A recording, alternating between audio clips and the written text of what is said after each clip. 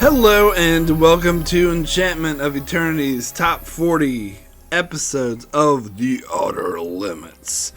This video is a part of a series of videos where I covered every single episode of the 90s version of The Outer Limits. One season at a time. I had covered all 7 seasons of The Outer Limits, so I finish off my coverage of this great, amazing show with some lists. My worst episode list, and now I'm going to get to my best episode list. So I narrowed it down to 40 episodes, which I think are amazing. Overall, I do love this show, as after my rewatch, I concluded that this is definitely one of the greatest sci-fi shows ever made, and definitely a show worth watching if you haven't seen. But if you have seen, of course, you'll know the reference of these episodes I'm about to name. I will be doing spoilers for the episodes, probably. I don't promise not to. Because, Outer Limits loves its twist ending, so sometimes I can't talk about how great the episode is without mentioning what the twist ending is. So, you are warned about that.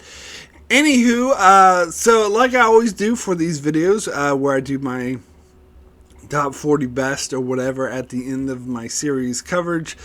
It's not meant to be succinct. I'm not just going to make this a 5-minute video where I just rattle off names of episodes.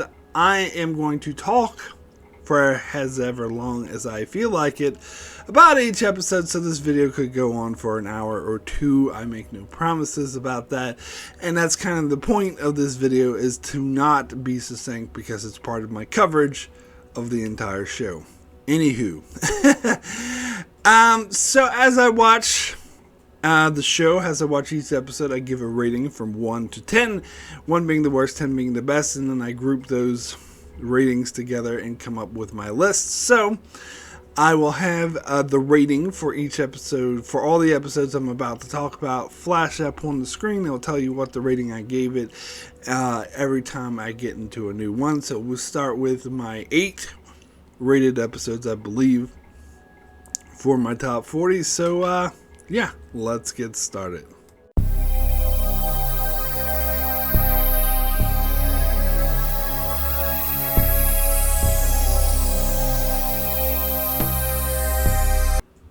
Coming in at number 40 on my list is the Light Brigade.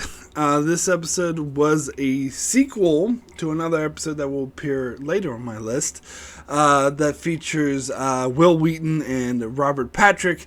Robert Patrick is, they're on a ship that's meant to destroy this alien homeworld that they're at war with, but little did they know Robert Patrick is an alien in disguise and trying to sabotage them, and Will Wheaton thinks that he's a young cadet, of course, and he thinks that he's going to save the world and save humanity by releasing this weapon of mass destruction that will destroy the alien homeworld. But dun dun dun, ironic twist, turns out that Robert Patrick had turned the ship around and actually turned it back towards Earth, so Will Wheaton actually ends up destroying the Earth. Dun dun dun, irony. So yeah, I really like this episode. I like the concept of having a sequel to an existing episode that was also good, and I think the ironic twist actually works in this episode. So there we go. So then we'll get into my number 39, which is an episode called Dark Rain. This episode reminds me a lot of the movie Children of Men. It's about similar sort of premise where the most of humanity is infertile, so it's very rare that a woman is actually able to give birth, and so they find this woman who actually is able to give birth, and they make a huge deal of it, and this authoritarian government tries to censure her away, and then there's this underground trying to rescue her, and they're dealing with the implications of it, and eventually the underground does rescue her, and they find out that there's a whole school of children who are running around that they're hiding from this authoritarian government that doesn't deserve to have them. Pretty interesting episode. I liked it. Anyway, we'll speed through this and get to my number 38. An episode called Mona Lisa. This featured an android who was designed to be an assassin, and she was made like a hot woman because she was designed to lure men into lowering their defenses and then to kill them. But the android evolves beyond its programming and actually wants to be a good person, so it escapes and it meets up with the woman from Total Recall and what was the other one she was in? Falling Down. That was a good movie. Anyway, she's like a thief, but the android befriends her and helps her with her life issues. It was kind of a touching episode. It was well acted, and it was really interesting. So yeah, like that one too. Then we'll get into my number 37, an episode called Resurrection. I believe, now this is one I had to look up. So this is the season 2 episode that's a dystopian future where humanity has been completely wiped out and only androids exist. And so there's like an android society, but a couple of these androids get together and decide to use genetics or whatever and science in order to bring humanity back. But most of the other androids are against this because they think humans are inherently destructive and evil, and so all the war military androids try to kill the human, where the religious androids are trying to hide them. Now there is, of course, a lot of religious imagery having to do with resurrection. It ends with an Adam and Eve thing when they reveal that there's another human they created who's a woman named Eve. Ooh, can't get the imagery there. What are they getting at? I don't know. But anyway, but I did find it a really interesting concept. Despite that, because I'm not really into religious imagery, but despite that, it wasn't a really interesting concept to see a society of androids that don't include humans at all. In fact, are they really incorrect to think humans are destructive, especially if you, in this scenario where humanity sort of wiped themselves out and destroyed the earth a bit? I don't know. So it's a bit ambiguous as to who's right or who's wrong, but me, you, people watching this, we're human beings, so we kind of root for the humans. Understandable. Anyway, so we'll get into the next episode on my list, or at least I hope you're a human being. Something's really wrong if you're not. Anyway, we'll get into the next episode on my list, number 36, The Beholder. Which, okay, sorry, I'm not as familiar with the episode titles, so sometimes I'm going to have to look it up. You're going to have to bear with me on this one. I believe this is the one where the dude was blind, and they gave him, like, this experimental treatment. Yes, it is. The Beholder, yeah. It's a season 6 episode. So the guy is blind, he's a college professor, and they give him the scientific experiment that lets him see, gives him his sight back, but the government, like evil government agency, also have an alternative motive for doing this, because they also give him the ability to see this alien that exists in a different spectrum of of reality, of the dimension or whatever, that most human beings can't see. So they use this experiment to let him see her, and he kind of falls in love with her because she's hot. And but the evil government agents want to, experiment on her and do nasty things to her, and they kind of tricking her into allowing this to happen, but he manages to help her escape, and he forfeits his sight in order to let her free, because as long as he can see her, the government will try to use him to get to her. So that's a really touching episode, actually. Even though it is kind of silly, but it's still touching. That it's a great character story about someone who has been blind for most of his life, and he has this enormous gift of getting his sight back, but he's willing to give that up in order to help a woman in distress. So yeah, I quite like that one. Anyway, getting to the next episode on my list, number 35, The Last Supper. Now, I believe, again, not as familiar with these episodes, but I believe this is the episode where there's an immortal woman who comes to dinner, and she is dating this young teenage boy. Not teenage, well, I don't know. He's in college, a college kid. So she's in college, and she's dating a college kid, but the father had met this woman before when she looked exactly the same because she's immortal, and he had slept with her. So it makes for an awkward dinner. And then there's, of course, this evil scientist, mad scientist, who was trying to study this immortal and find out why she's immortal, and he wants to kind of dissect her and kill her in order to discover the fountain of youth or whatever. And back in the 70s, the father had originally freed her from this mad scientist, but the mad scientist finds out about it, and he comes and crashes the dinner and holds them all hostage, and it's revealed that to the wife that her husband had slept with this woman years ago, and there's all the betrayal, and of course the son isn't thrilled about finding out that his girlfriend had slept with his dad years ago either. So it becomes a melodrama, but then eventually they worked, but first they don't believe the father, like, no, she's immortal. I saved her from the thing. But then the mad scientist tries to inject himself with her blood to make him immortal, but it actually ends up just killing him in horrible, nasty ways. And so the whole family reconcile, and she ends up staying with the college kid as a boyfriend. So it's a happy ending. Rare in the Outer Limits, but it was an interesting concept. It was interesting. I liked the character dynamic, the family dynamic. So yeah, I like this episode too. I still can't find it, but I'm sure that's what it is. Anyway, we'll get into the next episode on my list. Where am I at? Oh, number 34. Especially, my lord. Sorry. And this is the spoilers I'm going to get into. An episode called The Deprogrammers. And I don't know. I like this episode, obviously. It made my top 40.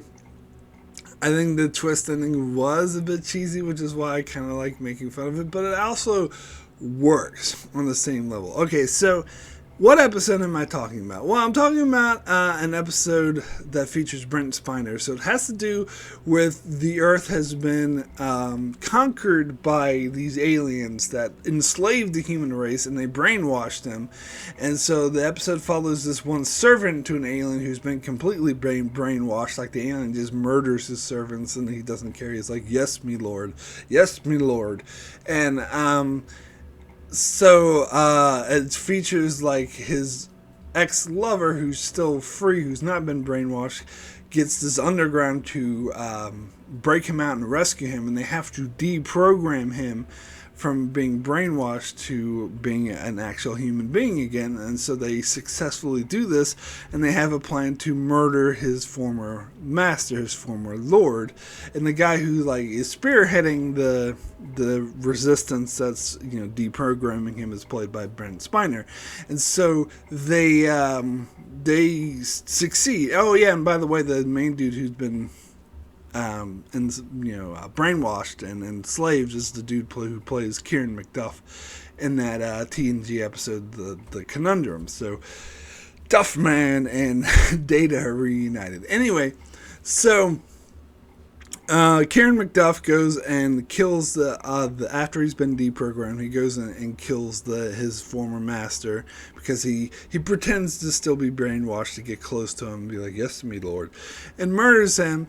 And then he comes back to the resistance, and then Brent Spiner reveals that he's like, oh, we're all going to be thrilled, especially my lord, which is why I always say, especially my lord. He doesn't really say it like that, but I don't know. I just thought it was such a sort of awkward twist ending, because the big reveal is that it's not really a resistance. He actually Brent Spiner actually worked for a different master who was feuding with that other alien master, and so he used this guise of having this resistance in order to murder a rival. But it actually, but they were actually pawns the whole time, so there wasn't any resistance. They were all being used by just a different alien for their all games. Now, that is quite a dark ending, and it's an interesting twist, but I think what I like about this most is the social commentary that this episode is making is basically getting into politics and how political politicians who say, oh, we're going to help you, we're going to help your family, we're going to help the working class. Really, they're just doing it for their own personal motives. They're making you think that you're helping yourself by helping them, but really you're only helping their own political career or personal gain and stuff like that. So, kind of like it. I kind of think that's really poignant commentary, even though I do think it was a bit silly when Brent Spiner was like, especially my lord. I don't know. But anyway, let's get into my number 33, Judgment Day. This episode features Chris Elliott. Oh, Chris Elliott. Apparently, I found out that he's actually still doing movies today. I thought he kind of wiped out the face of the earth, but he was really active in the 90s and early 2000s. Anyway, so I like this. This reminded me of, this episode reminded me of the Running Man novel, not the movie with Arnold Schwarzenegger, where he's like, follow me, light bulb. But then it was more like the novel that was based off, which was totally different, because it was about a game show in the future where someone is set free and they're meant to run while people try to kill them, which is different than the Arnold Schwarzenegger thing, because that was about an arena where they dressed up and fought each other. But anyway, so this episode was, it seemed like it was based more off of the novel, The Running Man. But anyway, the end of this episode is set in a possible future where they had this TV show. Chris Elliott is the producer, and they do it for ratings, and they find a criminal, and they give him a camera, implant a camera in his eye, and follow him while the family member of the person he murdered, in this case is the sister, played by Molly Ringwald, is trying to kill him. And so they film it and make it a fun show. Which I actually think is kind of poignant, especially when this episode was made in the early 2000s, because it was the reality show craze was really a thing then, and it's hopefully it's dying down, but it still exists, but it was much stronger back in the 2000s. And how they sort of have no shame, and how people, I don't know, I just hate reality shows. So I like how this kind of trashes and takes it to an extreme. And also just how greedy. Although they do go a little bit over the top by making Chris Elliott be the mastermind who actually framed the guy for murder. Like, the guy actually wasn't guilty of the murder. Chris Elliott just framed him because the actual person who committed the murder was 16 and therefore ineligible to be on his show. So he framed another guy who was old enough to be on his show. I don't know, that part was a bit silly, but I just like the whole concept of the and of course it ends with the ironic ending once the fugitive had been exonerated and Chris Elliott had murdered someone else, that then the former fugitive guy was now the guy who's hunting Chris Elliott in the final episode of Judgment Day. That was kind of cool. But anyway, we'll get into the next episode on my list. Number, what am I at? 32. The Refuge. Yeah, I'm just spoiling like crazy, so hopefully you guys have seen this anyway. The Refuge is an episode where it was an interesting episode. So, a guy wakes up. He's in a snowstorm. He has amnesia. He doesn't know who he is. He comes to this refuge that's in the middle. It's supposed to be like, you think it's like some dystopian where like the earth is frozen. There's only a few places of humanity that they can find refuge, and he finds refuge with these people who are, they all got quirks. I can't remember all the specific quirks. You have a woman who's really religious, a dude who's a rich asshole, a doctor, a scientist. I don't know. I can't remember exactly what the roles are. Point is, every time he wakes up, all of the people, their roles change. Like the woman who was like the slutty woman all of a sudden is the religious woman, and the dude who was the doctor is all of a sudden the rich asshole. So, and every time he wakes up, the roles completely change. But then you find out that this is all like a virtual reality, and he's in hibernation. And this one dude has found, who's in hibernation with him, has found a way to manipulate this like virtual reality, which they say shouldn't exist, and I don't like that part of the episode. But anyway, because that doesn't make any sense. Why doesn't it exist if it shouldn't exist? But anyway, he found a way to manipulate his reality in order to control everything and control everyone. But this one dude who falls in love with one of the women there, he is able to defeat this guy, and he breaks free, and he wakes up in real life, but then he voluntarily has himself hibernated again. So he can go back and save the woman he loves, and he defeats the dude, and he takes over the alternate reality. And yeah, what it is they're in hibernation because they all have terminal illnesses, and they found a cure for his illnesses, which is why they woke him up. But the woman he loves, they still haven't found a cure for her, so he voluntarily goes back and lives with her in this virtual reality until they can find a cure for her. So that was lovely, and I like the mind twistiness of it, and I love the concept and the way they play with the different roles and whatnot, even though if I have some issues with the actual reveal of the hibernation, like, because the guy who running the hibernation chambers was like, oh, you shouldn't be experiencing any reality. Well, I don't, that doesn't make sense. Why don't they just say, oh, there's a virtual reality in there? I don't know. That part bothered me, but the rest of it I thought really worked. Anywho, what are we up to? We are up to my number 31, The Voyage Home, which is not the Star Trek movie. It is an episode with Worf from Star Trek. Michael Dorn, not Worf. But anyway, it's about these astronauts who are returning home, and one of them is an alien and starts like he wants to sort of infect the Earth. And he eventually inhabits, or not inhabits the body, but I think he like is a chameleon, so he shapeshifts and pretends to be the astronauts until this one astronaut dude realizes that there's an alien on board, and then it comes down to he's the only human left alive, and the other alien is impersonating Michael Dorn.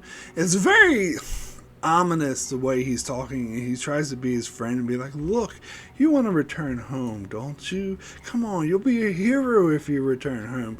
But really, like, he's figuring out that this alien just wants to infect the Earth so it can like kill people and take over, and so he can't let that happen. So he when the capsule, the spaceship is on approach to re-enter Earth's atmosphere, he intentionally causes an accident to destroy it, so he sacrifices himself so that the alien won't reach Earth. So nobody knows what actually happened. Everyone on Earth thinks it was just an accident. They didn't realize that this dude just saved them all from this evil alien who wanted to kill them all. I like the irony on that. Really worked. So yeah, I really love that episode. Anyway, let me now get into my number 30, which is an episode called Surrogate. Okay, hold on. I think I'm going to have to look this one up. Give me a second.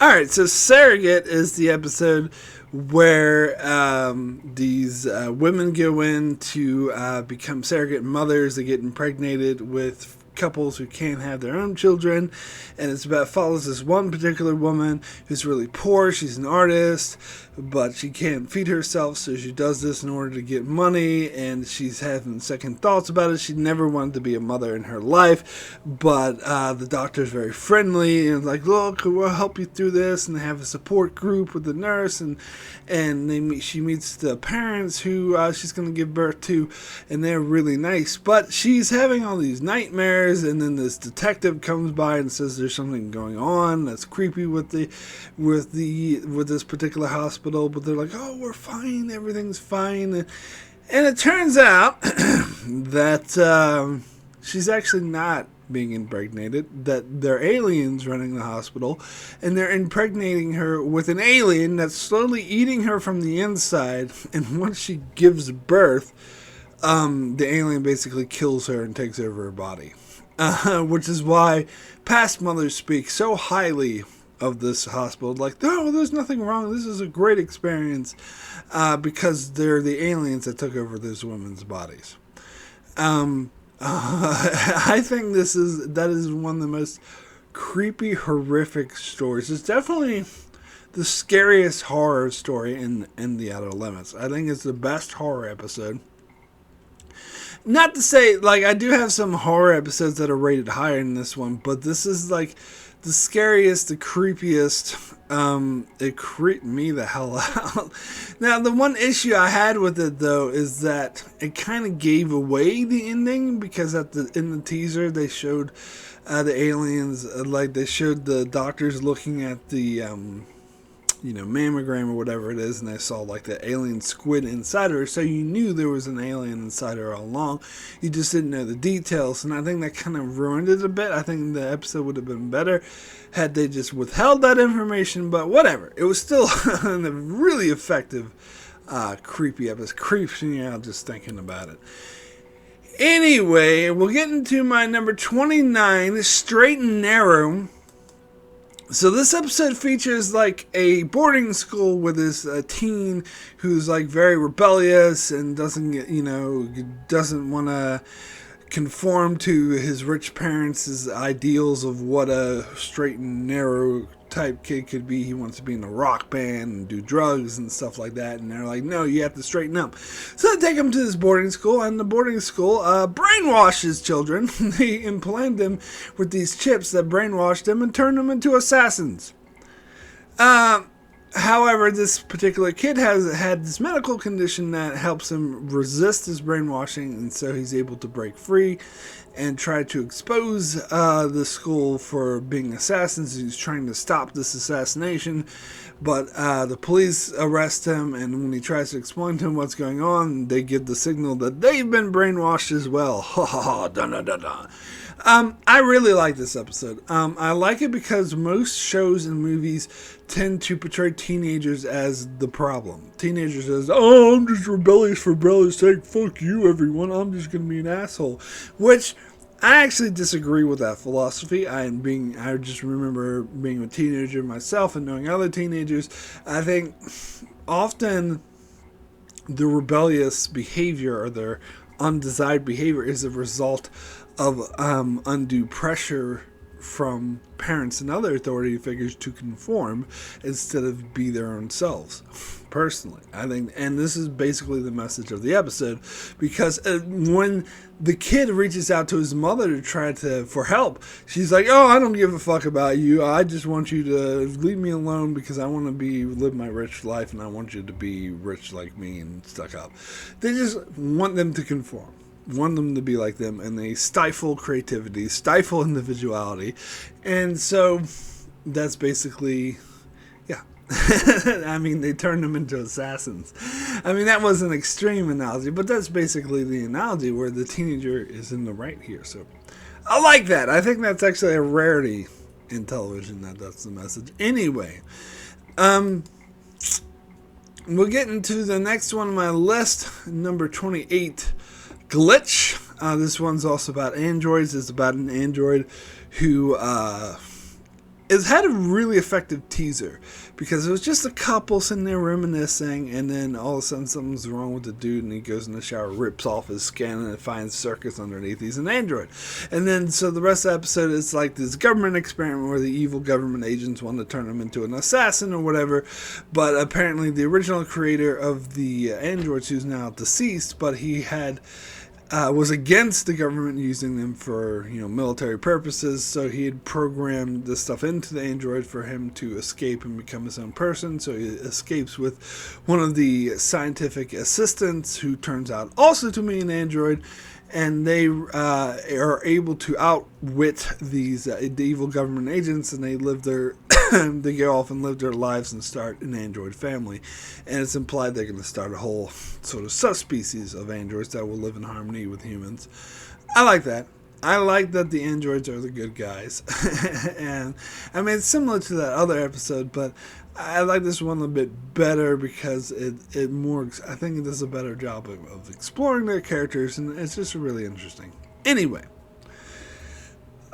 we will then get into my number 27, which is The Haven. This is an episode about,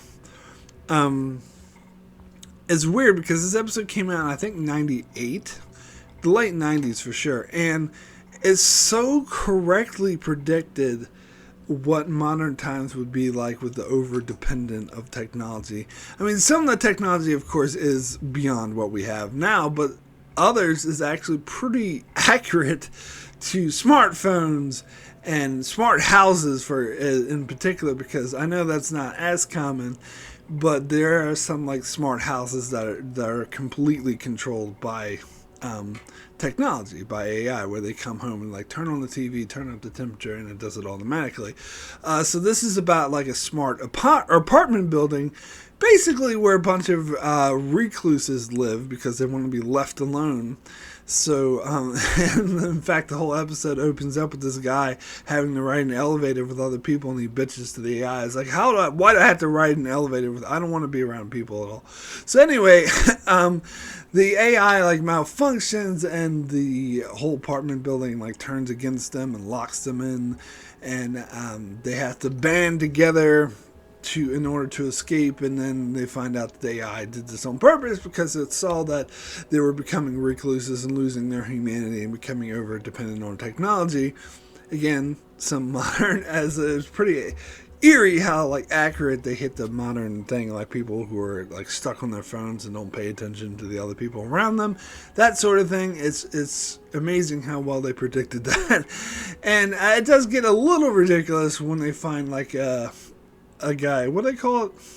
Those people who come into houses they don't live at, the abandoned houses to live. I can't remember. Brain farting on that. But anyway, they find one of those, and he like bands together with them, and he dies on the way, which I thought was a bit extreme. And then they had to go down to the basement to find the AI and defeat it or whatever. I don't know, but it was interesting. I like the concept of this episode, and I like the way it's executed. So yeah, it was a pretty good episode. Alright, so now we're getting to number 26 on my list, which is an episode called Trial by Fire.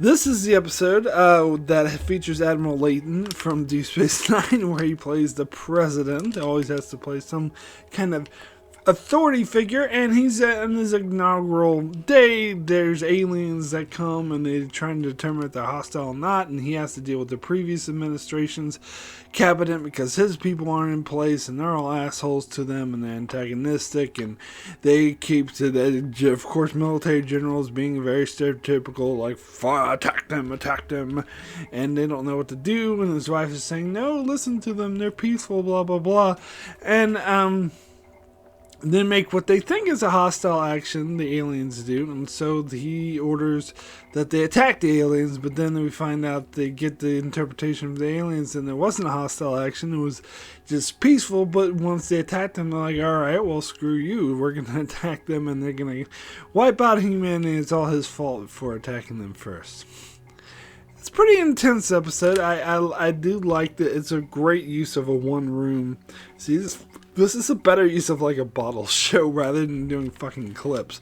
Of having like in one location and using it to tell a very intense story. And it's, yeah, I thought it was pretty interesting. Anyway, we'll go ahead and move over to my number 25, an episode called Final Exam. This one was a super intense episode. It was about this guy who creates like a cold fusion bomb and takes a college room, classroom hostage, and they call in Goodwin from Lost as the hostage negotiator, and he has to try to talk this crazy guy down.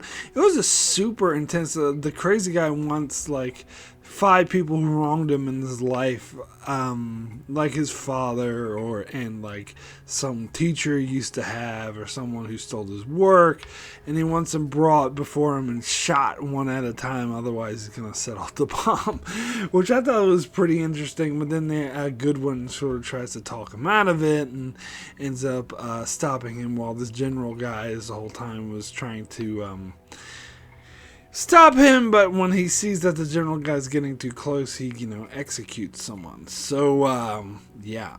It was a really intense hostage. It's only got like a slight tinge of a sci-fi element because it's a cold fusion bomb, but really it could be any sort of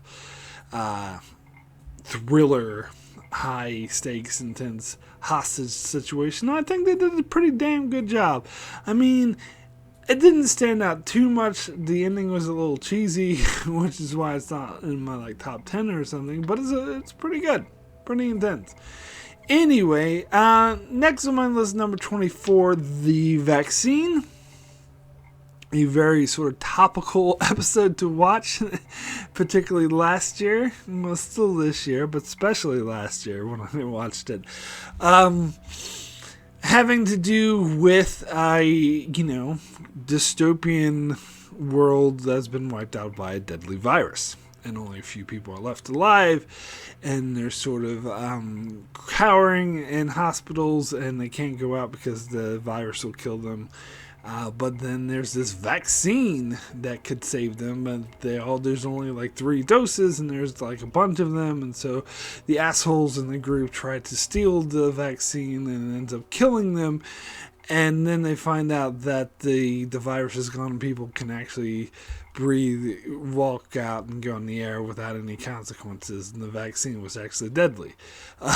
So the assholes who thought they'd, murder everyone else in order to get the vaccine, they ended up dying, and everyone else ended up living happily.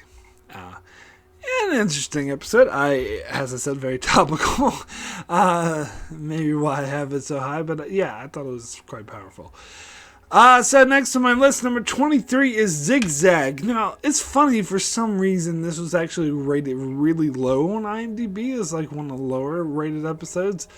I don't understand why. I really liked it. I don't know. It does have some bad acting, and it can be a little cheesy at times. But I think it was highly stylized. It's got Frank Whaley, who I'll mention again later on. A really good actor. He played Brett from Pulp Fiction. You're Brett. Anyway. Yeah, he's a good actor. And I thought this one was interesting. It was like I thought it would have been based off of a short story, like a cyberpunk short story, because it had a really strong cyberpunk feel to it, but apparently it wasn't. Apparently it was an original work. And it's told, I think this episode came out, it was season 6, so I think it came out after Memento. So they're probably trying to be like Memento, because it's told in the same fashion where it's told backwards. Like each scene that comes next precedes in the timeline the scene before, so it goes backwards. Now, and sometimes it felt like a gimmick, and some of the scenes felt like you could guess that this is what happened before, and it wasn't necessary to see it, but it was still interesting. And of course, the main point of it is that, so the whole point is, there's this guy named Zig Zag who was this hacker, infamous hacker, who wanted to take down the hierarchy, whatever the hell the big evil authoritarian organization is called. I can't even remember. And he takes over the body of his greatest enemy, someone who's an opponent of the rebellion or whatever, these hackers. So he injects, somehow has managed to inject his consciousness, even though people think that Zig Zag is dead, but he injects his consciousness into this sort of right-wing Fox News commentator type guy who's like the biggest opponent to this movement. And as you go backwards in time, at the end of the episode, you go all the way back, and you find out that that guy was actually Zig Zag, that he actually implanted his memory and erased his memory to become this crazy Fox News type commentator guy. And so it's the Fox News commentator guy who didn't really exist. He actually really was Zig Zag the whole time. And then it goes back towards the start. So after we go all the way back to the beginning, the episode does end with the ending. It goes back to where the episode started at the end, and we see what happens after when everyone blows themselves up and dies, but they destroy the hierarchy or whatever the hell it is. I thought it was pretty intense. I liked it. The backwards storytelling is kind of gimmicky.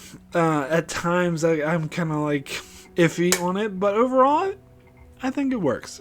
I did like the reveal. I think the reveal was quite powerful, and you don't really get that. I mean, I gotta be honest with you. Most of the episode, I was wondering what the point of this backward storytelling was until we got to that reveal, and I was like, oh, okay. I think it's worth it. No, so, pretty good episode. I don't know why it's so low rated. I don't know why people wouldn't like this episode. Anyway, number 22 on my list is an episode called In Another Life. It's not about Desmond. I'll see you in another life, brother. No, it's about parallel universes. So basically, it's this guy who he's about to murder himself or kill himself because he lost. I can't remember why, but something at his job. He lost his job and he lost his wife, and he's about to murder himself. And a different version of him from a parallel universe sucks him into a parallel universe before he's able to kill himself, and he recruits him to find, and it's a weird labyrinth where that dude from the parallel universe has captured multiple versions of himself. So there's all these different versions of him in this cage, and he's looking for someone to help hunt down this maniac who murdered his wife, who's going around killing people, and the maniac, of course, is another version of him from a parallel universe. And so he goes on this hunt, and he gets to the maniac, but the maniac tries to talk him out of it and say, that guy's just going to kill you once you kill me, right? And blah, blah, blah. And so our main protagonist, who was about to kill himself, he ends up getting the better. So he does kill that maniac guy, or leads to his death. I don't think he personally kills him, but has events that lead to his death. But he manages to trick the asshole guy who was in fact going to kill him, and takes over, and he dies, and so he takes over his life, and so he lives in the good universe where his wife is still alive, or still into him, or whatever. Anyway, I liked it. I thought it was one of the more interesting parallel universe. I think this might be the only time the Outer Limits did parallel universe, and it's one of the more interesting parallel universe stories I've seen. Definitely. That Rick and Morty stuff is just way out there for me. Anyway, let me go ahead and get into my number 21, an episode called Manifest Destiny. Now, this was a really creepy episode. Now, this came out in season 6, so again, 2000, so it came out after Blair Witch Project, and I think it's very obvious they were jumping on the found footage craze that was going on, and so it was done in the style of found footage, which honestly, that was off-putting for me. I really hate that style. But most films and shows that do that style just do it as a gimmick. It's really not. You ever seen that movie Chronicle? That there was no point to have that found footage. Really, honestly, the only reason they did it that way is to save money. It was so distracting, and it didn't help the movie at all. Anyway. But for this episode, it actually made a lot of sense. It had Michael Shanks, the guy who plays Daniel Jackson on SG-1. He was our cameraman in this episode, and he was going around like they were on a spaceship and they were investigating a derelict spaceship, and there were slowly people there had gone insane, and they started slowly going insane. It had a real Event Horizon vibe to it, but if I may be so bold, I liked it better than Event Horizon, because Event Horizon got too cheesy and over the top and horror and like bulged on eyes and going, yeah, which I thought was kind of dumb. Where this didn't do anything so over the top. It played it more subtle. Like, it played it cool. To me, that's the more creepy aspect. With people who slowly start to go insane without going over the top and gouging out their eyes and bullshit like that. But they just really slowly, gradually start going insane to the point that they started killing each other. That's more creepy to me. And they find out the big twist. This is another one of those episodes that... There's several episodes that have this, where the humans apparently wiped out this alien race, but the alien race is able to sort of have their consciousness come up, and they're the ones who are sort of driving the humans to go insane. It was sort of their last fuck you for wiping them out, is that they're able to either haunt them or put them with this virus or something that slowly drives them mad. And of course, I think the big twist, is that they took it to Earth. Yeah, because right before Michael Shanks dies, he's like, has the recording, he's saying, don't take this to Earth, you're going to infect Earth. But then they showed people on Earth watching, and it's like, oh, it's too late, we already took it to Earth. And you kind of think they get what they deserve because they wiped out this alien race when they shouldn't have. So it's kind of warning against genocide, colonialism, that sort of thing. Anyway, I do like that message, and I liked it. I thought it was effectively creepy. So, good episode. Anywho, let's get into the next episode on my list. Number 20, Stream of Consciousness. This is another one of those episodes that's very poignant, more poignant, relevant now than it was when it first came out. Although this episode first came out in the late 90s when internet was first becoming a thing, but they kind of predicted like just how crazy it would become. So in this episode, it depicts a future where people basically just get the stream is implanted in their head, so they just get information they surf the net inside their brains, basically. They just, if anyone wants information, they just go, and they access the stream, and they immediately get it. So nobody reads, nobody has books. But the episode follows this one guy who has brain damage, and so he's not unable to get this implant of the stream, and so they treat him like he's super disabled because he's not able to access the stream. They treat him like an idiot because he has to read. Oh, look at this moron! He's actually reading books, which is already kind of becoming a thing.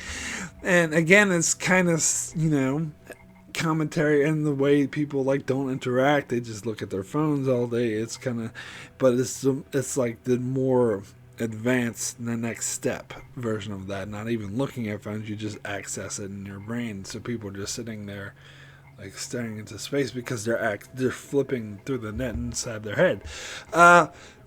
Which I thought was really cool. But of course, in this episode, the stream gets damaged and it causes they all start dying from it. There's a virus that's caused by the stream, but the stream is like conscious and doesn't want to be shut down. So when the one dude who's disabled tries to shut it down, all the people who are still attached to the stream try to kill him. But he uses that information to trick them because he finds the instruction manual to shut down the stream. And he shows it to someone who's attached to the stream, and therefore it shuts the stream down. And then there's no more stream, and now this guy who's seen as like a moron disabled is now the smartest guy out there because he's the only one who can read, so he's having to teach everyone how to read. Quite as a happy, ironic ending, and I do like it. I thought it was... Really like this one. I thought it was really good. Anyway, we'll get to the next episode, 19. Number 19 on my list, an episode called Decompression. Quite a popular episode. I did like it quite a lot myself. Maybe not as much. I think it was higher on IMDb, but hey, I still like it. So it's got the dude from Babylon 5, who I actually thought did a really good job and actually fit the role in this episode, Captain Sheridan. And he plays the president, and he's on a plane for Air Force. Well, no, he's not the president yet. He's running for president. Sorry, let me correct myself. He's a candidate running for president. I think he's a senator or something. And he's on a plane going to his next stop, where he gets a visitor from the future who tells him the plane's going to crash and he's going to die. And then the visitor from the future says that the future is a dystopian future that's all led by a tyrant, and it's because he died, because he could, if he won and became president, he would stop this from happening and become a bright future. So she's begging him to jump out of the plane, and so she can use her future technology to save him so that he doesn't die. And so she keeps reappearing. It's got like a real, it reminds me of that Twilight Zone episode with the there's something on the wing. Was it called Terror at 3,000 feet or something? Anyway, it reminds me of that because it has that feel where he's trapped in the plane. He's the only one who can see this visitor from the future, so everyone else thinks he's starting to go crazy. But when he tries to ignore her, she appears next to him when no one else can see him. She's like, "Why are you just sitting there? You're gonna die. Your head's gonna be ripped off from your body." And he's trying to ignore her, and the more he tries, the more invasive she is. So eventually she convinces him, and he does in fact jump out of the airplane. And when he's on his way down, she appears to him and like, "I knew it. I knew that your ego would cause you to save yourself." And he's like, "Well, what do you mean?" She's like, "Actually, you're the tyrant that enslaves everyone in the future. So I tricked you so you would die." He's like, "Well, why'd you save me?" She's like, "What do you mean save you?" And then he falls to his death and dies. Oh, that was a very tricky ending. So I did really enjoy this episode, and I thought it was really well acted. It did drag a little bit in the middle, to be honest, but still a great episode.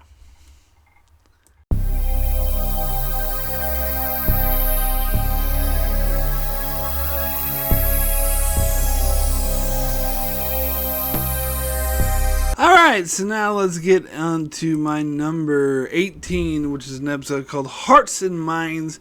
So this episode reminds me a lot of a Voyager episode and a Black Mirror episode.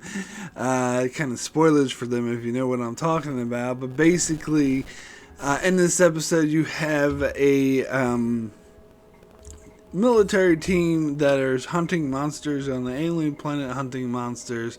And the second in command starts seeing things, and then the commander dies, so she has to take over, and then she's acting weird, and the team and it's a really good dynamic.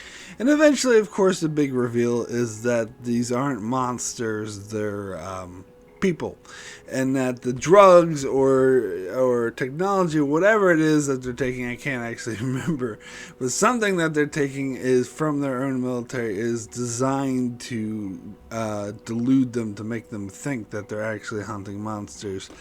It's like that Black Mirror episode where the dude sees monsters, and he realizes his own military tricked him with these drugs, that they're actually just innocent people that he's hunting down.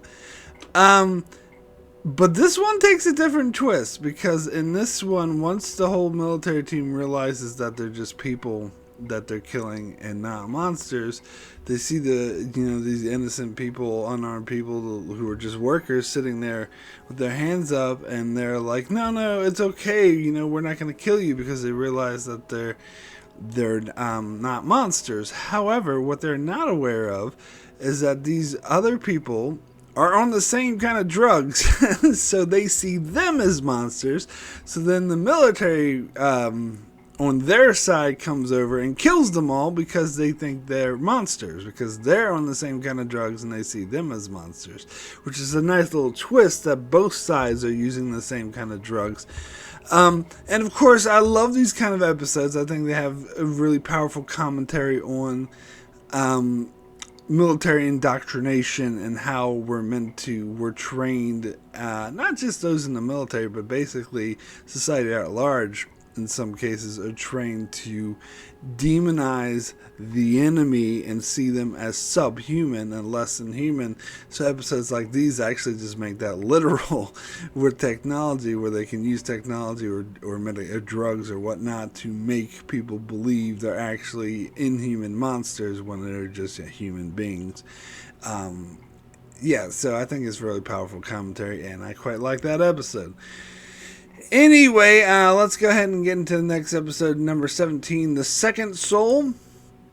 First season episode I found quite powerful about these alien ship that comes to Earth, and they are like corporeal entities, but they need bodies in order to survive. Like, they're slowly dying off, and of course they don't want to take over or kill humans. They want to coexist, so they ask to get fresh bodies of those who just died. Therefore, they're not actually killing anyone, and of course it has to be they just died, so that the body hasn't decayed and they can still use it. And so it's about Bubba from Forrest Gump is this military official who's working with them, but he suspects that something fishy is happening.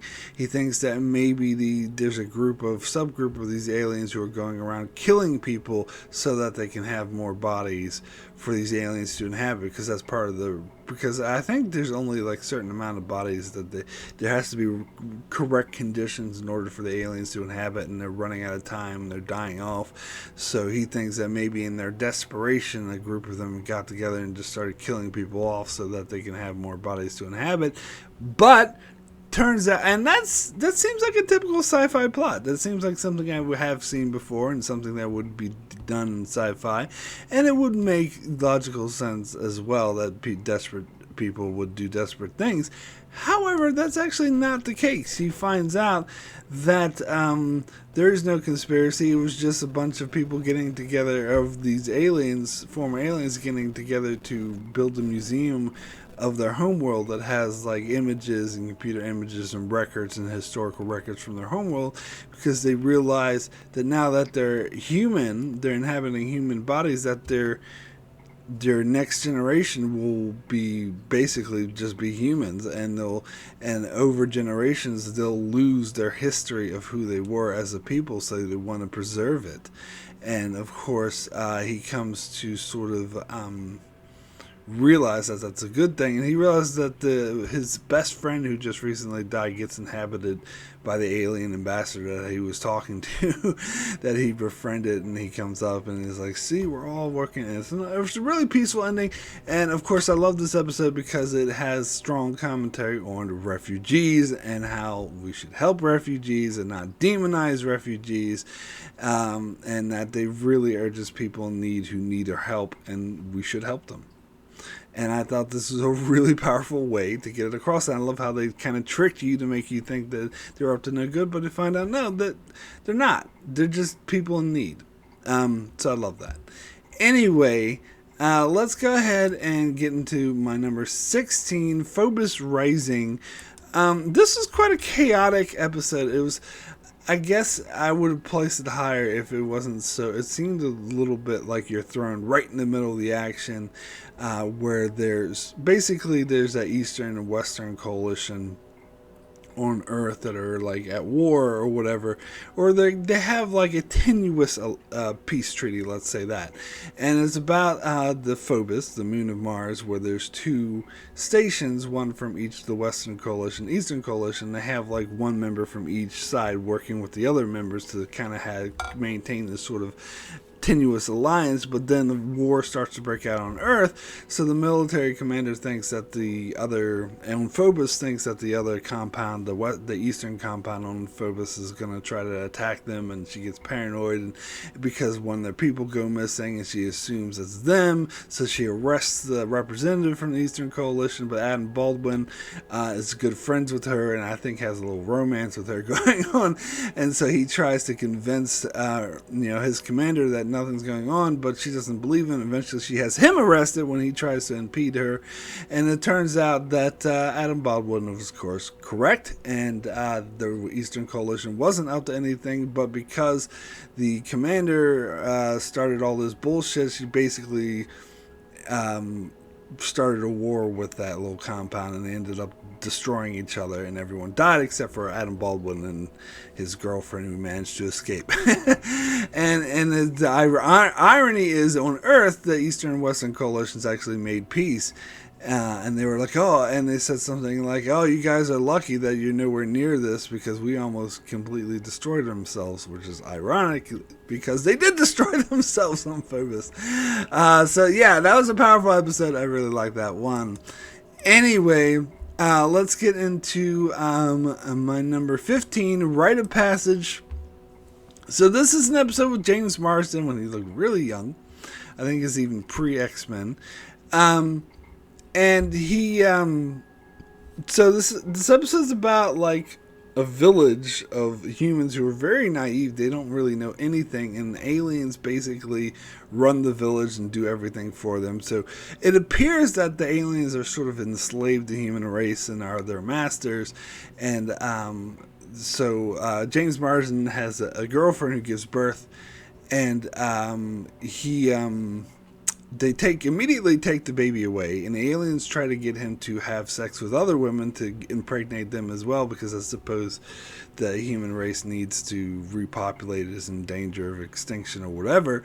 But he refuses to do it because he's in love with this other girl, and once she returns, she said that they took her baby away, and she's obsessed with returning the baby. So they break out of the village, which they're not supposed to do, and they go into the woods where there's these like dangerous, like evil mutated snakes trying to kill them, and they almost all they look like Goa'uld.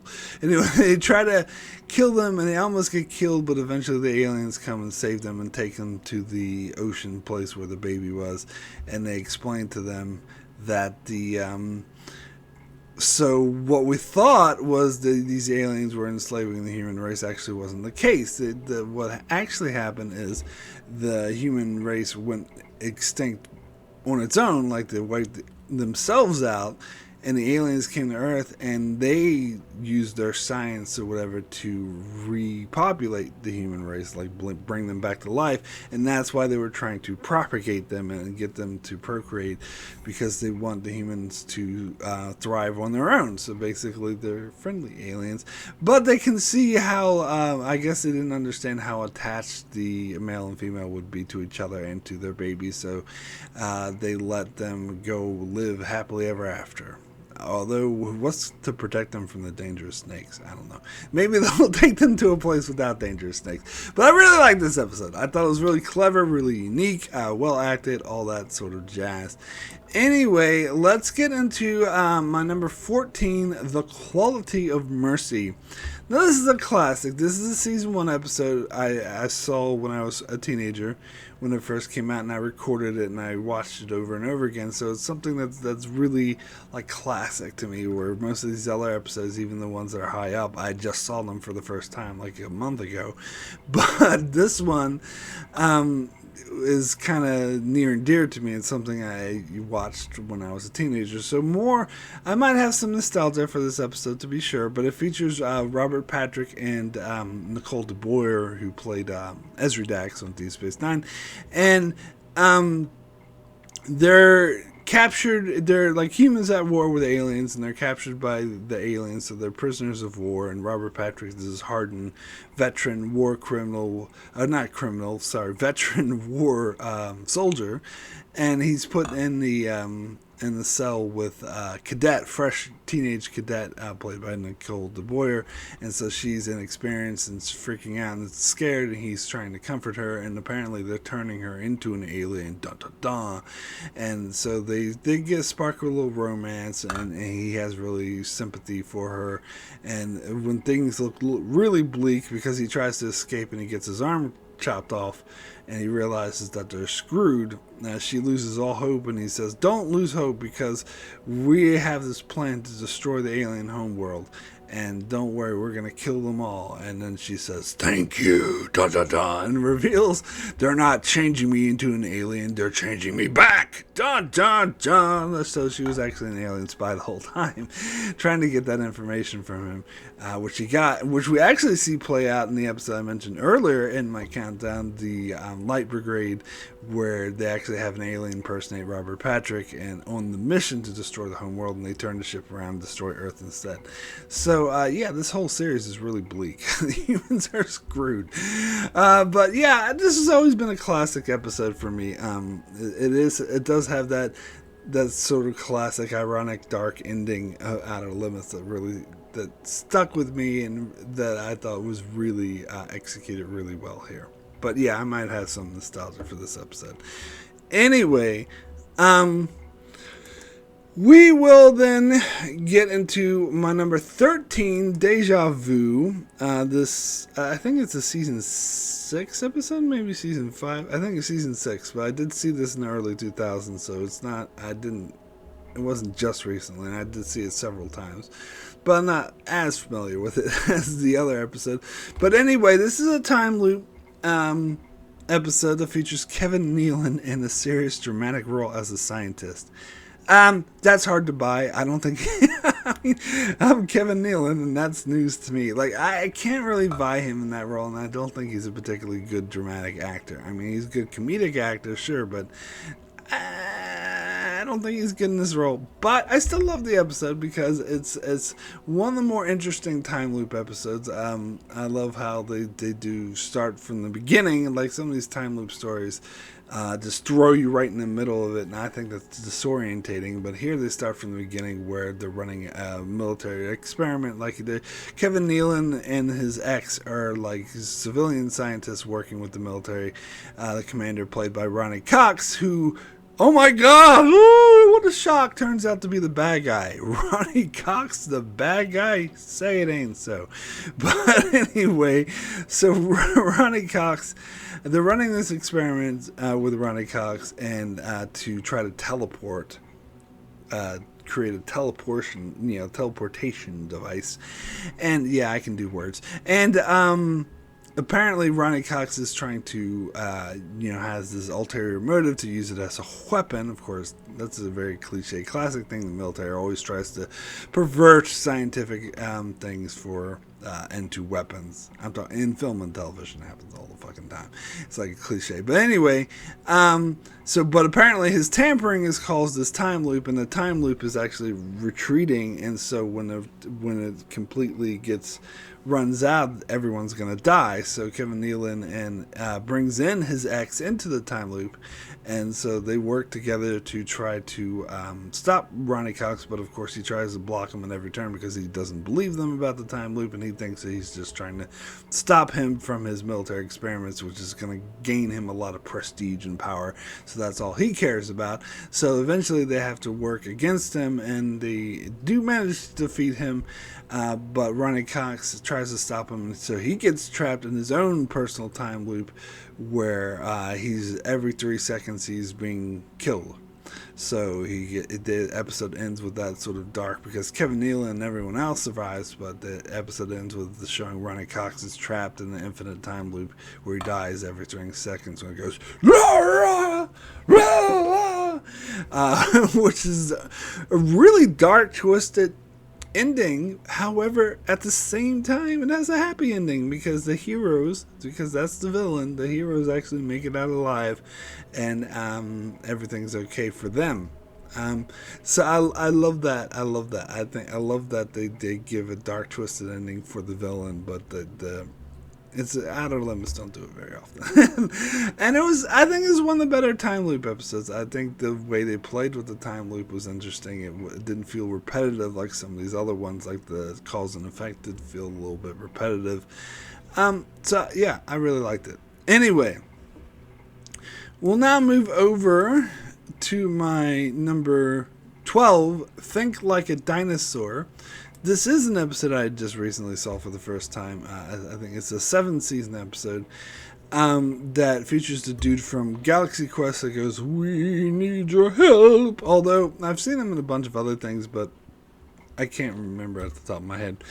But I've seen him around a lot. So anyway, he's a really good actor. He does a really good job in this role. It's based off a short story, so I can kind of tell that because it has a lot of like strong foundation behind it.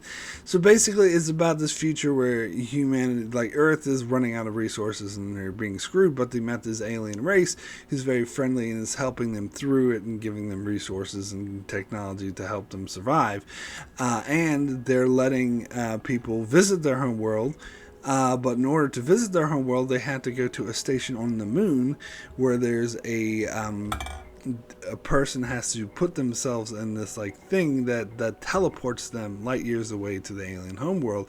However, what it does is create a duplicate of them. So it's kind of like the William Riker, Thomas Riker thing where you don't really know which one is the actual person. Are they both the actual people? So it's a weird concept. However, the aliens have a policy that you can't have two copies of the same person existing, so they have to like set the copy that stays behind on fire and kill them basically, but the other copy that goes to the home world survives, and then they repeat the process to come back. And it's kind of a normal thing, but the aliens are they look like dinosaurs, but they're really much like Vulcans. They're very sort of matter of fact. They don't act on emotions or everything. They just deal with the facts. And so for them, just killing off the duplicate, which they call extraneous. I can't remember the exact word they use, but it's extraneous. It's just, it's a thing that's unnecessary, so we need to eliminate it. But this episode centers around, like, so the "we need your help" guy is like the human who works at the station on the moon who helps people transition to this other thing. But he meets this woman who's really nice, and thankfully they don't do a romance, but he does like sort of sympathize with her, and she goes to travel. But something goes terribly wrong, and the aliens are trying to figure out what went wrong. She didn't actually go to the world. She's freaking out, and she's like, "Oh my god, I'm so freaked out." And they find out that she actually did travel to the alien world, but so the woman who stayed behind is the duplicate that should have been destroyed. So the aliens insist that they kill her, because it's a duplicate that needs to be eliminated. And again, they're very matter-of-fact about it. And the other humans that, of course, the "we need your help" guys is like, no, I'm just not going to murder someone. But the other humans that work there is like, look, if you don't do what they say, they're going to cut off ties with us, and we're going to lose all these precious resources, and all these people on Earth are going to die, including your daughter, including the dude's daughter. He has a daughter on Earth who apparently is in poor health, and he needs the help of these aliens to survive. And so it's a very like powerful psychological story of him having to deal with it, and eventually, like, at first he absolutely refuses to kill her, and he even comes up with a plan to help rescue her and help her escape. But then he eventually, the thought of his daughter slowly dying gets the better of him, and he tricks her into an airlock and murders her. And so that traumatic experience stays with them. And then they jump 2 years later when that version of the woman who went to the alien world returns, and she's like, "Oh, I remember you. You're a really nice guy." And he's like, "No, I don't remember. I don't know what you're talking about." But obviously he does, because that was a very significant event, but it was so traumatic that he doesn't want anything to do with her and wants to block it out. Very powerful episode, very dark and twisted. I loved it, as I think this is representative of the best of what the Outer Limits can do. Anyway, we will now then move over to my number 11, The Human Operators. This isn't an episode I did see in the early 2000s because I think that's when it was released, but I have seen it repeatedly because I had it on DVD, so it's one I'm really familiar with, but it's also one I always liked. It's basically the episode that got me back into the Outer Limits. It was like, I was just randomly tuning on TV and to see this like spaceship story that's really dark and twisted. So it's about this guy who basically, these ships are like alive, They're an artificial intelligence, and they rebel against the humans and kill them all off, but they keep one or two alive, in order to operate the ship, because they need the humans to operate themselves, otherwise they'll decay.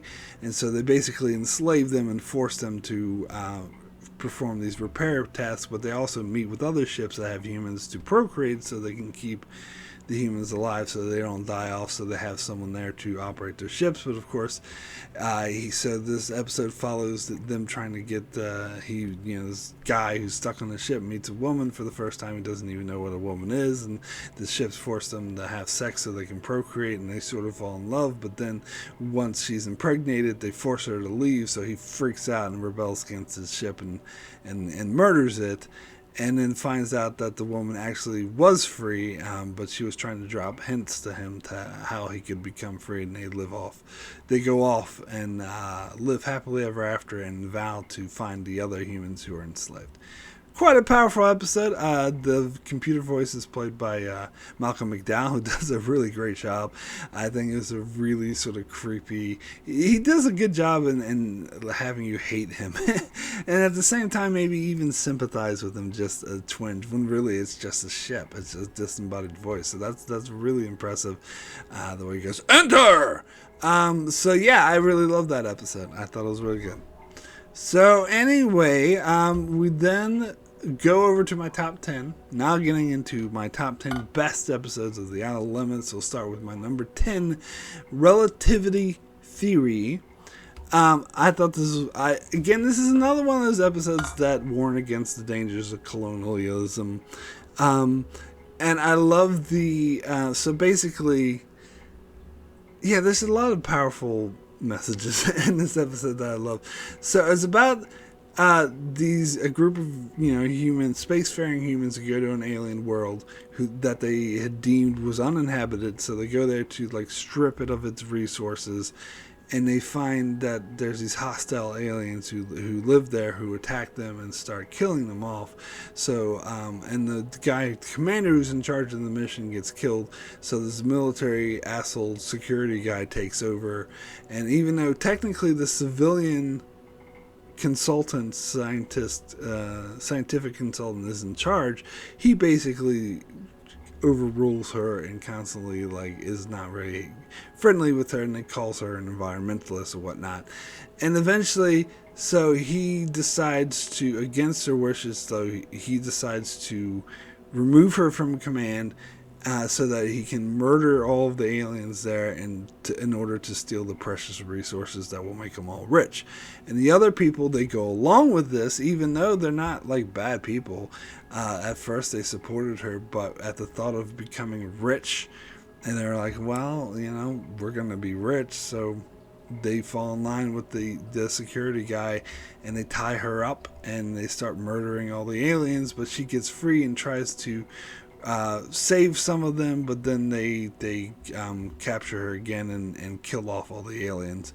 And then while they're all celebrating how they're going to be rich and everything, and she's really upset and pissed off with them, they get a message from an alien ship that comes by, and they realize that what they thought were primitive aliens were actually not. They were school kids on a camping trip from a much superior alien race. And of course, when the alien race comes by and realize that they just slaughtered their children, the aliens decide to kill them, and they all die. And then of course the aliens track them back to Earth, and they decide to visit Earth, which is implied they'll kill all of them. So I don't know, maybe that final ending there was a bit too much, but it was the typical dark, ironic, dun dun dun, human race is doomed ending that the Outer Limits does. But it's done really well, and as I said, there's really powerful messages here about, I love the message about how even good people can be corrupted at the sight of greed and willing to do nasty things, basically genocide, because they're these good people go along with, we're just following orders. They go along with the asshole security guy because they're promised riches. They're promised to be rich, even though they're not bad people inherently. And because they didn't listen to the bleeding heart environmentalist, they screwed the human race. I do love that. Anyway, let's go ahead and get into my number 9, Stasis. I think this is season 7 episode I just saw for the recently. Was it season 7? Either 7 or 6. Anyway, I thought this episode, again, it's another sort of commentary episode. It's about basically, it was a bit obvious though. So basically, it's the human race is overpopulated, so half of the working class has to spend time in stasis, and they switch off in order to do jobs because there's not enough resources for everyone. And it's about the elite class get to live in luxury though, and they don't have to go in stasis, and they control everything, and it's really classism kind of society, Brave New World type situation, which, yeah, a lot of classics sci-fi plays on this theme, but I think that this one does it really well, and it puts an interesting twist on it with the whole stasis, and apparently this man and woman who share a stasis pod, and they work on the same project, but they never see each other in person because one's always, except when they switch for pods, because one's always in hibernation while the other one's awake, but they're working on the same project and they leave notes for each other, and they sort of form a romance. And then the dude realizes that the plan the lead have for, like, I believe they said they're gonna like start another colony or move the people elsewhere. They're really just gonna kill them. They're gonna kill half the population in order to have enough resources. And so he has this friend who's in the elite, who he thinks is actually who has a thing for the girl that he has a thing for. So we think that he's the enemy, and so he goes to this other dude who's like a book nerd, and he thinks he's gonna help them, but it turns out that the book nerd guy was just a spy for the elite and tries to capture them, and it turns out that one dude who's actually with the elite was their ally, and he was like trying to take down the elite from within, and they managed to overthrow the elite and break everyone out of stasis and have a new status quo, and they'll figure something out even though there's not enough resources to go around. But they toppled this unfair classist society. So yeah, I like that. Again, it was very obvious sort of what they're getting at there with classism, but in the worker class and how how they were mistreated. But I think that works. I like it, and I think it's a really interesting take on it. So I actually really like that episode. Anyway, so next we'll move on to my number 8, an episode called Tempests. This is a really fucking dark and twisted episode. I feel so cynical just for putting it up the side. So this episode features the dude from Will and Grace, and he so it's this ship that I think he's from a colony. Yeah, there's this colony that was sort of trying to gain its independence from Earth, but Earth sort of crushed that rebellion in like a civil war, and so, but now he's kind of they're working together. The former, the colonists and the people from Earth are trying to work together in peace to try to overcome this crisis that has overcome the colony. It's like a virus or something where everyone's going to die, and the ship has the cure that could cure everyone, but the ship is in danger, and it crashes on this like moon or something, and there's this like these weird alien spider thingies that attach themselves to people, and he tries to run away from them, and he's experiencing, once he goes out of the ship, he's experiencing like 2 realities. One where he's back on his colony and everything's fine, they saved everyone, he's reunited with his family, and another reality where he's still stuck on the ship, and these spider things is eating one of the members of the crew, and and people are slowly dying off, and he's trying to work to get out. And so you think that the nice reality that where he's back home and reunited his family is a fantasy, and that the reality is where he's still stuck on the ship, and he eventually like everyone starts to die off, but eventually he finds a way to escape with the medicine and return to the colony, and he goes out in the pod, leaving all of his friends behind to die, but he manages to get out with the medicine and save the colony. And that's when you find out they're both fake. Neither one of them in reality. In reality, the spiders overran the ship immediately and just started sucking on everyone and feeding them these false realities in order to placate them while they slowly kill them off. So they all die and the medicine never gets to the colony, so everyone in the colony is going to die. Damn, that's dark. It really got me. Like, that was, wow. And I just love the way the episode played with reality and whatnot. And I think that twist was pretty fucked up. So I like it. Anyway, we'll get into my number 7, which is an episode called Feasibility Study. This apparently was a remake of an original Outer Limits episode that involved the original writer and creator of that episode. And so that's an interesting concept to me. I never saw the original, so I can't speak to it, but I really liked this episode. It's basically a whole like suburban neighborhood gets lifted off the earth and taken to another world by these aliens, and everyone who's stuck behind is trying to like figure something out and figure out what's going on, and they're all sort of fighting amongst each other. But there's this teenage daughter who ran off, who tried to run off with his boyfriend, so she was trying to leave the neighborhood, but of course she can't because she's trapped in an alien world.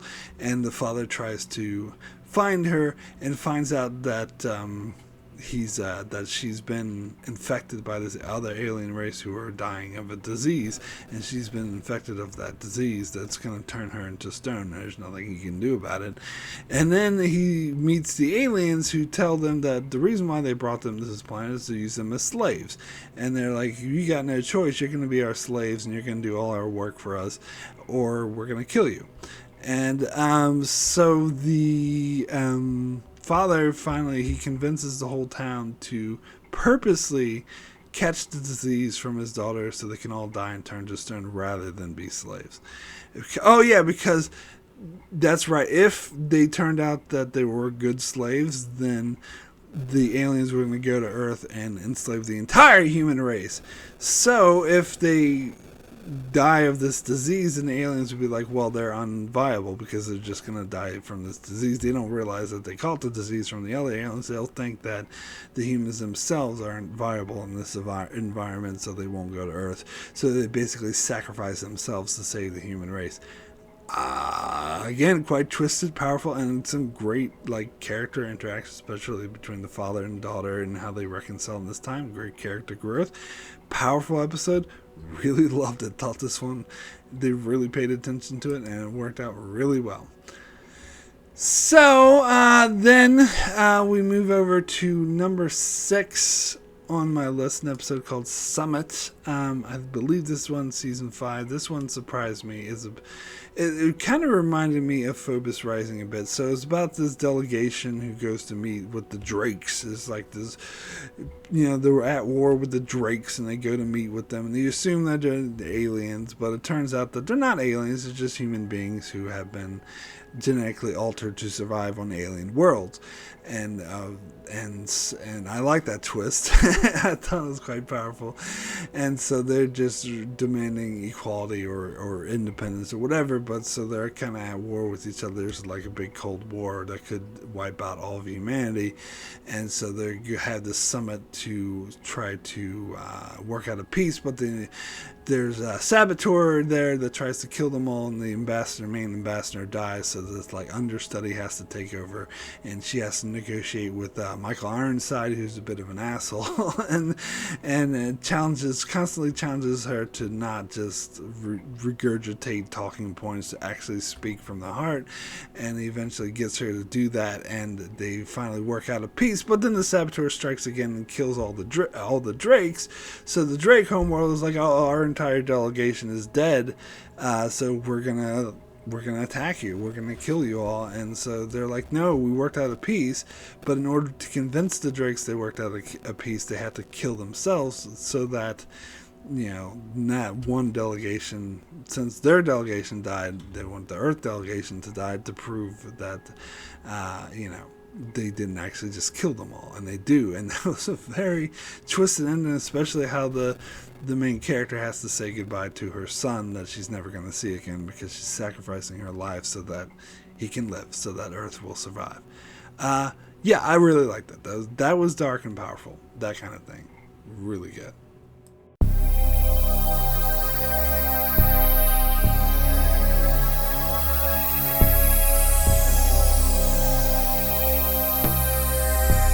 Alright, so we'll go ahead and move over to my top 5 all 10 rated episodes. So this is the best cream of the crop.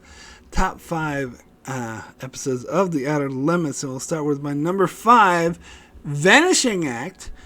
This is an episode from season 2, so a long time ago, that I'd never seen. I was quite upset that I've never seen it before, because why wasn't the show on reruns with all the other great episodes? Anyway, this episode features the dude from 2.5 Men, not Charlie Sheen, the other dude. And it starts in the 1940s, and he has a girlfriend, and he goes out on New Year's Day or whatever to New Year's Eve to get some wine. He gets in a car accident because of alien light or whatever comes and sees him, and when he gets home, it's 10 years later. And so his girlfriend thinks that he left her. It's like, how dare you leave me? And he tries to convince her everything's okay, and he sleeps with her. And then the next day, he wakes up. It's 10 years later, and she's like, no, I'm pregnant. I had a child. You're a child. I had your son, but you disappeared. Why are you fucking abandoning me? Why you leave me? And he's like, I don't understand. I just woke up and it's 10 years later. And he's trying to say that. She's like, you're full of shit. And then he goes to sleep, wakes up again, and it's 10 years later. And this time she's married to some other dude who's raising raising their son together.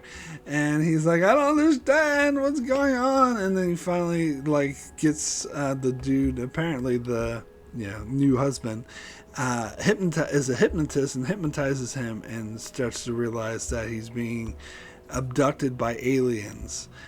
Basically, and they take him back to their homeworld, but because there's a time difference, every time they take him and put him back, 10 years passes, and but he doesn't age at all. And so they figure this out, but then it's too late. He goes to sleep and he wakes up another 10 years later. This time the husband had apparently died, but they came up with a plan to talk to the aliens and try to get them to stop doing this. And when they do, the aliens don't even realize that they have no concept of linear time. They're kind of like the aliens from the Deep Space Nine episode Emissary, so they didn't even understand what they're basically destroying this guy's life. And so they find a way to get him back to his starting point in 1940, and apparently he retains his memories, but he gets to relive his life over again the correct way, and he sort of appreciates everything. I love that. I thought that was a great... Why wasn't this on the time travel DVD? I know technically it's not time travel, but really it is. And they had these other crappy episodes on the time travel DVD, like Gettysburg, or that Time to Time one, or... I guess Patient Zero was okay, but still...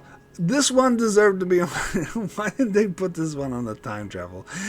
Anyway, that just really upsets me, because this is one of the best episodes of The Outer Limits. It was really, really good. It was powerful. It blew me away. Anyway, we'll get into my number 4 best episode of The Outer Limits, and this is one I saw as a teenager that always stuck with me and still sticks with me, as the one I recorded and used to show a lot of people and watch over and over again. An episode called The Conversion. It is a bit sort of new agey, and it has a really happy, cheerful ending, which is out of character for The Outer Limits. But they do this sometimes.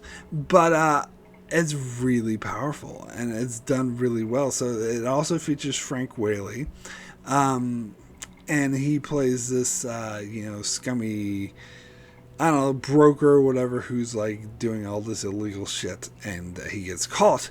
But his boss, who's also doing illegal shit, doesn't get caught, so he feels screwed, so he goes to his place of work and tries to kill everyone. But it finds out there's these aliens that sort of implanted these decoys that he actually killed, so he didn't actually murder anyone. But he's still hunted by the cops, and he meets this dude played by Captain Ransom from Voyage. I don't know. He's a famous actor. He's been in a lot of stuff, but I know him as Captain Ransom in the Equinox episode of Voyager. Anyway, so he is this alien who's trying to like talk him out of it, trying to get him to see the errors of his ways. And he's trying to, and he's like a really scummy guy. He's like, oh, it's a victimless crime or whatever. But then he introduces him to this father who has a young daughter, not teenager, even younger. And apparently he says, oh, that father's going to commit suicide, and the daughter's, he's going to get drunk and go drunk driving and kill his daughter and because he's depressed because you stole all his money. And so he's starting to realize the consequences. And, it has a really strong theme of how everything's connected, which is something I personally believe, and how our actions really affect everything, and that this alien's willing to sort of take on this dude's pain, he can heal them, whatever, and eventually he convinces him the errors of his ways and then switches bodies with them so that the scummy guy can live in that Captain Ransom's body and live a new life and start again, whereas the alien gets back in Frank Whaley's body, but he gets put in prison where he can help more people. I quite like that. I thought it was a really powerful episode. I always loved this one. It was one of my favorite sort of sci-fi stories growing up as a teenager, and it always stuck with me. Yeah. Anyway, we'll do with go into my number 3, To Tell the Truth. Now, this is an episode I saw more recently. Not just this past month. I think I saw it like a decade ago, but it's fairly recently. Comparatively speaking. But I really love this episode. It really stuck with me. It has a very strong commentary on climate change denial. Well, any kind of science denial. I mean, climate change denial is what was topical at the time, particularly at the time I saw this in like 2009, 2010. There was a really strong thing. Now, I guess it's other things people are denying, like vaccines and mask wearing and whatnot is more relevant. But I think the episode was speaking more to climate change denial, but you really could apply it to any sort of science denial. So it's basically they're on this human colony, and the scientist discovers that there's a volcano or something that's going to erupt and kill everyone, but no one believes him because apparently he said that before it was going to happen, and they're like, oh, you don't know what you're talking about because he was wrong before. It's like, no, I just had my calculations on which year is going to happen wrong. It's actually going to happen. We're all going to die. And the governor there is like, oh, let's not listen to this guy because, of course, they'll all get more money if they stay, and they have financial incentives to not listen to him, and so they do propaganda to discredit him. And also there's another plot about colonialism where apparently the humans there who had wiped out the aliens that lived there, but there was a couple who were shapeshifters that survived, and they basically want this colony to be wiped out, so they work with the governor and the assholes in order to discredit the guy that they know is correct, and so they don't listen to him, and the aliens actually imply that the scientist guy is an alien that the colonists believe, and they go crazy and they kill him, but he manages to get his girlfriend and her father out, and so they escape to live happily ever after, where everyone else, all these other assholes who wouldn't listen to reason, get killed in the volcano, and the aliens get their way.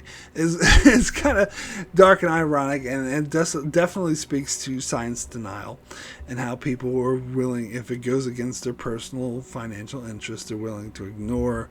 And of course, people are, in power, willing to put out propaganda to discredit legitimate science, and those who aren't in power are willing to listen to this because it allows them to keep their comfortable lives and they don't have to do anything.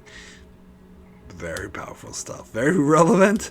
I love it, and I thought it was a great episode in itself. Great acting. Had that one asshole dude who played an asshole villain guy in all the 80s movies like Ghostbusters and Die Hard and whatnot.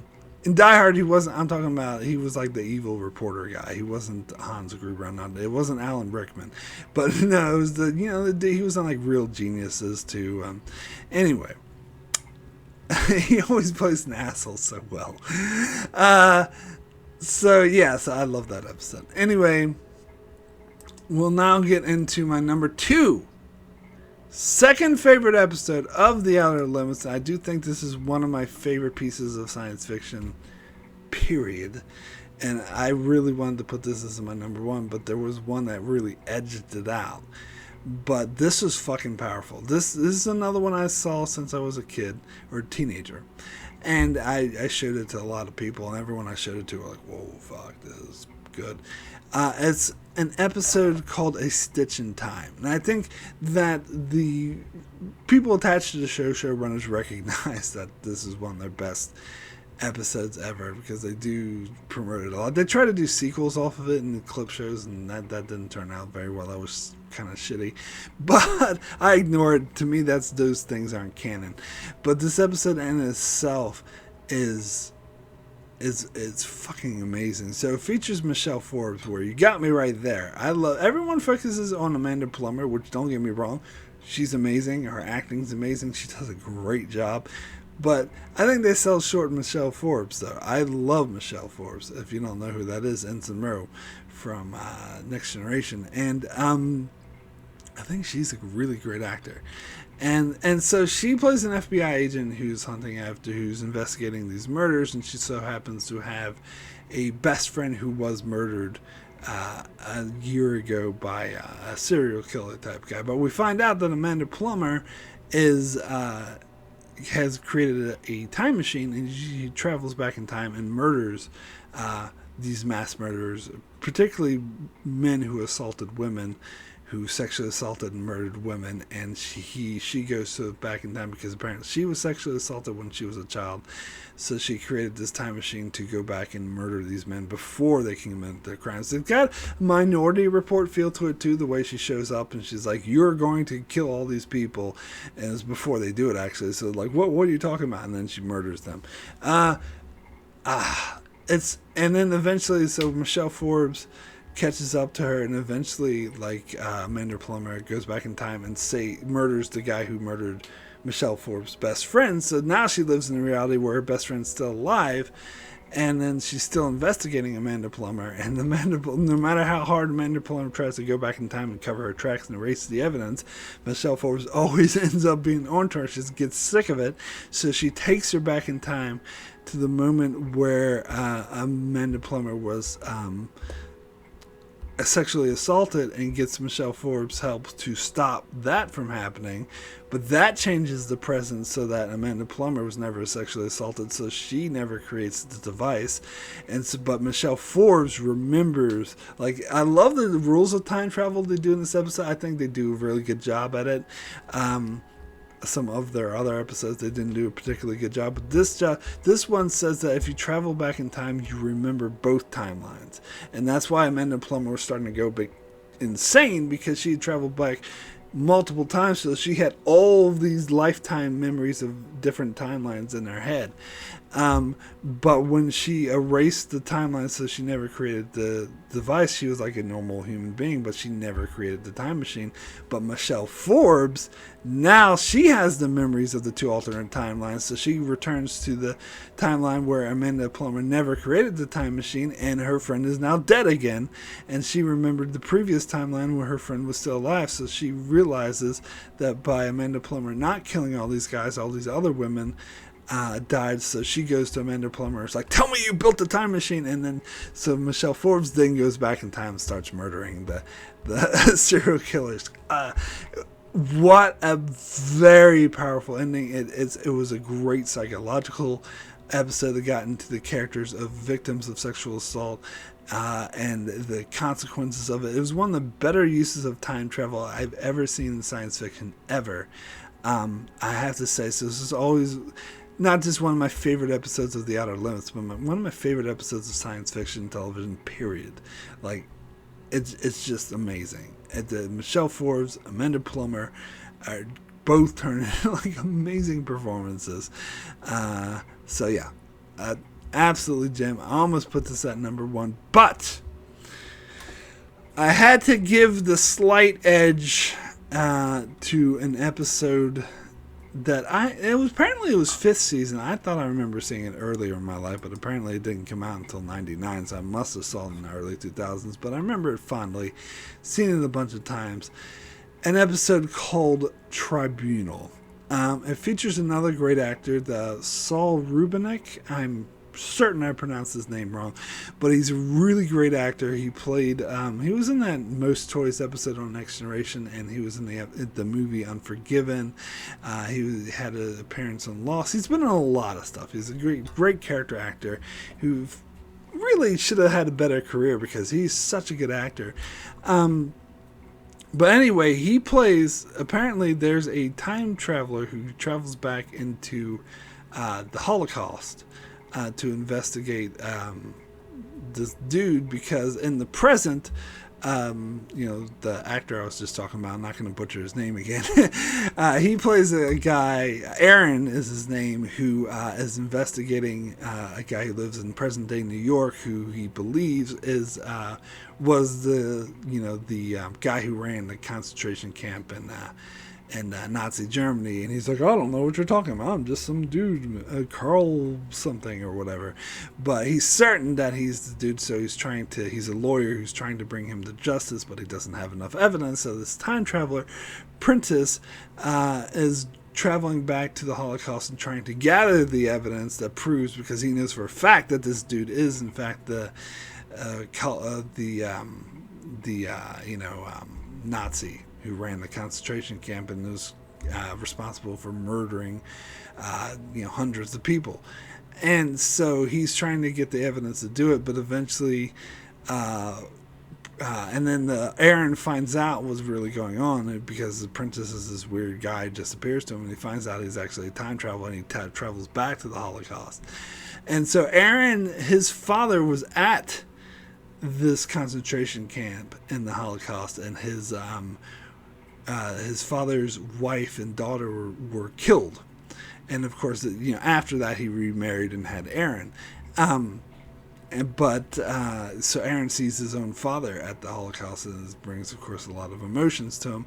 But eventually, in the present, they realize that what's his face, the Karl Rademacher or whatever his name is, the Nazi, that he's going to flee to Argentina when he realizes that they're on to him and there's nothing they can do to stop him. So Aaron freaks out and goes to murder this guy. And Prentice shows up, tries to stop him, like, look, Aaron, you're my ancestor. So if you get yourself arrested, then I'll never be born, and it's gonna fuck everything up. So don't just murder this dude. So they come up with a better plan. They dress him as a Jew who's in the Holocaust camp, and they take him back in time and have his younger self kill him, which is a richly I don't know. It's just richly amazing way for the guy to die, that he's murdered by his younger self, who's a mass murderer. It's just amazing. But the really powerful part of the episode comes next, when Aaron sees his younger half sister, who's going to be murdered, and takes her and kidnaps her, because he's dressed as a Nazi, obviously, so he can move around in these concentration camp without getting arrested or whatever. And so he abducts his younger half sister and forces Prentice to take her back to the present. And of course, the father thinks that she's being taken by a Nazi to be murdered, but really he takes her back to the present day and then reunites her with the present day version of her father. As an old man, and he sees his young daughter he thought died decades ago, but she's still alive. I'm almost coming to tears just describing it. I remember last time I watched this episode, even though I had seen this episode dozens of times before, I was drenched in tears at this moment, I think. And it's even more powerful when you think that this is partly based, the writer who wrote this is partly basing this off of his real life, because his father was at Auschwitz, and he was born later after his father's original wife and daughter were murdered. But they were, of course, putting the sort of wishful thinking time travel spin on it, which I think is actually extremely powerful. Even though you know this is a work of fiction, you know that time travel doesn't exist, but just having a story where the little girl wasn't murdered and she was brought to the present to live out her days with her father and half brother. Okay, I'm gonna bring myself to tears. This is one of the most effective science fiction time travel stories, just like A Stitch in Time, ever.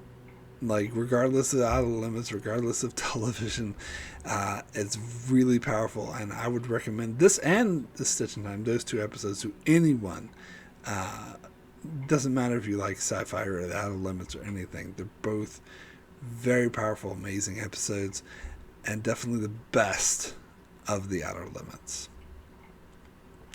So that is it. That is now it for my top 40 best episodes of the Outer Limits. Thanks so much for watching this video. I really do much appreciate it that you stuck through this really long video. Maybe not as long as I had feared, but still quite long. I do appreciate this, and this of course concludes my coverage of the 90s version of the Outer Limits. Thank you so much for everyone who watched that, and if you haven't checked that out yet, you can check that out on my channel. Covered all 7 seasons, as well as my top 20 least favorite episodes, and a sort of non-spoiler overall review of the Outer Limits. But of course, if you made it this far, I hope you've seen it, because there's tons of spoilers I've given. Anyway, thanks so much for watching. Be sure to check out my channel for many more videos and other shows like Star Trek, Better Call Saul, and more. So be sure to subscribe so you can keep up with all of that. And thanks a lot for watching.